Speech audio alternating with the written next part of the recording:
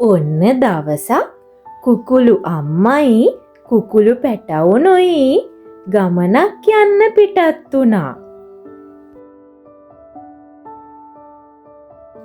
ටිකක් දුර යනකොට ගඟක් හම්බ වුණා. අනේ කුකුළු පැටව් ගොඩාක් බය වුණා. දැන් ඒගොල්ලන්ට ගඟෙන් ගොඩට යන්න බෑනේ.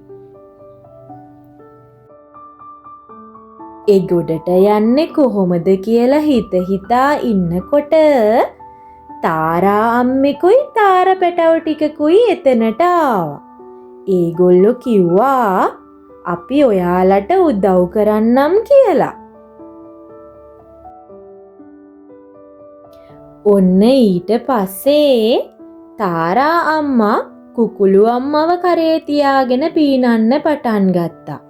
තාර පැටවු ටිකත් කුකුළු පැටවුන්ව තමන්ගේ කරේ තියාගෙන ඒගොල්ලන්ව ගඟෙන් එගොඩ කරන්න පටන් ගත්තා.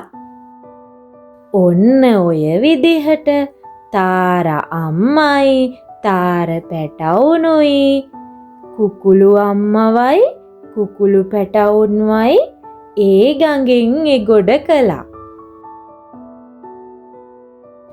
ගඟෙන් එගොඩට ආපු කුකුළු අම්මයි කුකුළු පැටවුනුයි හැමෝම තමන්ව ගඟෙන් එගොඩ කරලා උදව් කරපු තාර අම්මටයි තාර පැටවුන්ටයි ගොඩාක් ස්තුති කරා. තාරා අම්මට ගොඩාක් ස්තුති කරපු කුකුළු අම්මයි පැටවුනුයි ආපහු තමන් යන්න ගිය ගමන ගියා. මේ ලස්සන කතන්දරය බලපු ඔයාට ගොඩාක් ස්තුතියි. තවත් මේ වගේ ලස්සන කතා බලන්න ආස නම් පුංචි කතන්දර අපේ YouTube channel එකත් එක්ක එකතු වෙලා ඉන්න.